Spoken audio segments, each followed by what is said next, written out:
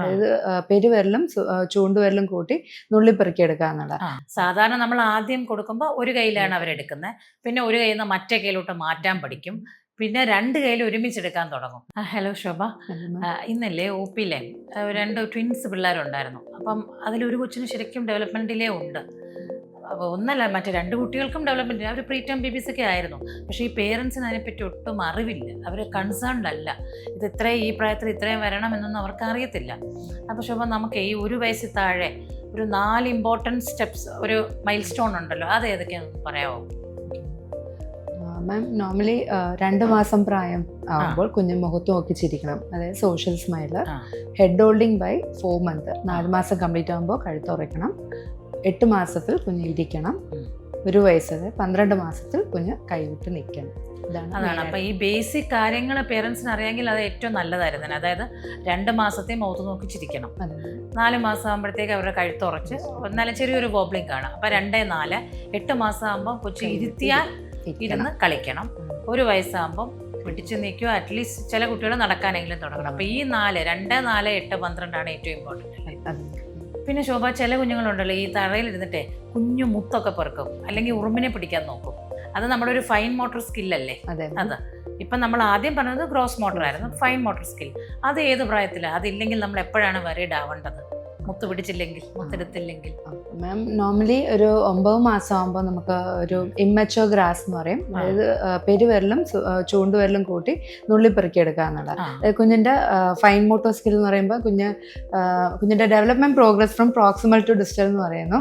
അതായത് കുഞ്ഞ് നടുവേ, നമ്മുടെ ശരീരത്തിൻ്റെ നടുവേ നിന്ന് ബാഹ്യ ഭാഗത്തേക്ക് ഡെവലപ്മെൻറ്റ് പ്രോഗ്രസ് ചെയ്യുന്നുള്ള രീതി. ഇപ്പോൾ കുഞ്ഞിൻ്റെ കൈവരിക്കുന്ന ഡെവലപ്മെൻറ്റ്സ് കൈവരിക്കുന്ന രീതിക്കാണ്, അതായത് ഇൻഡിപെൻഡൻറ്റ് ഡെവലപ്മെൻറ്റിലോട്ട് പോകുന്ന ഒരു രീതിയാണ്. ലൈക്ക് അവർ പെരുവിരലും ചൂണ്ടുവിരലും കൂട്ടി നുള്ളിപ്പെറുക്കി എടുക്കുക എന്നുള്ളത്. 9 മന്ത് ഇമ്മച്ചുവർ ഗ്രാസ്പും 10 മന്ത് മെച്ചുവർ ഗ്രാസ്പും. അപ്പോൾ ഈ 9 തൊട്ട് 10 മാസത്തിനുള്ളിൽ ഇവരിത് നുള്ളിപ്പെറുക്കി എടുക്കണം. അത് പ്രത്യേകിച്ച് മാസം തികഞ്ഞ കുഞ്ഞുങ്ങൾ. പ്രീ ടേം ബേബീസ് ആണെങ്കിൽ അതിൽ കുറച്ച് അവർക്ക് താമസം വരുമല്ലോ, അപ്പോൾ അത് അവർ എക്സ്പെക്ട് ചെയ്യണം. പിന്നെ ഈ കമിഴ്ന്ന് വീഴുന്ന ഒരു ഭയങ്കര ഒരു ഇമ്പോർട്ടൻറ്റ് മൈൽ സ്റ്റോൺ ആണ്. പണ്ടത്തെ നമ്മുടെ പല വീടുകളിലും ചെന്നാൽ ഈ വരാന്തയിലേക്കുള്ള പടം കണ്ടിട്ടുണ്ടോ? പിള്ളേരിങ്ങനെ കമിഴ്ന്ന് വീണിങ്ങനെ, പഴയ ബ്ലാക്ക് ആൻഡ് വൈറ്റ് ഫോട്ടോസ്.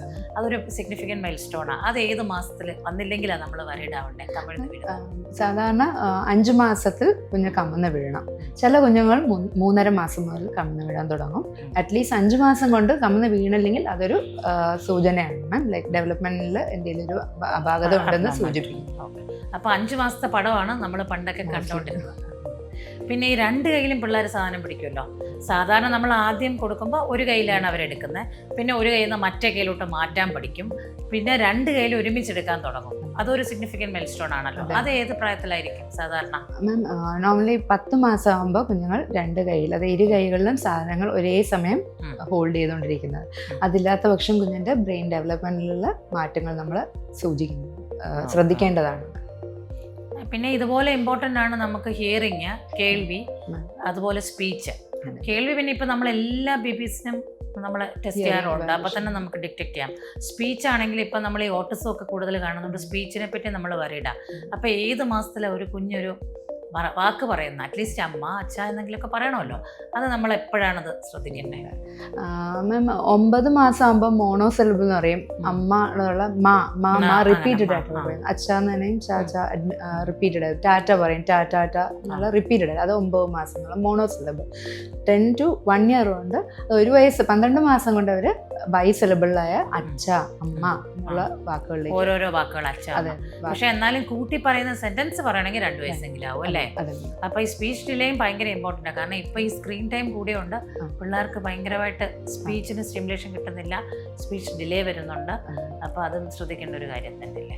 പിന്നെ ശോഭ, ചില പിള്ളേർ നമ്മൾ ചെയ്യുന്ന കാണുമ്പോൾ നമുക്ക് സന്തോഷം തോന്നും. അതായത് നമ്മൾ ചെയ്യുന്ന കാര്യം അവർ അനുകരിക്കും, മിമിക്ക് ചെയ്യും. ചിലപ്പോൾ അമ്മ ഇങ്ങനെ ചൂലുകൊണ്ട് തൂക്കുന്നുണ്ട്, ചില പിള്ളേർ ചൂലെടുത്തോണ്ട് വരും അല്ലേ? അത് ഒബ്സർവേഷൻ ആണ് അവരുടെ ആ സ്കിൽസ്. അതൊക്കെ നമുക്ക് ഏത് പ്രായത്തിലായിരിക്കും? നമ്മൾ 1 വയസ്സ് ആവുമ്പോൾ കുഞ്ഞൊക്കെ അനുകരണം വേണം, ഇമിറ്റേഷൻസ്. ഓക്കെ.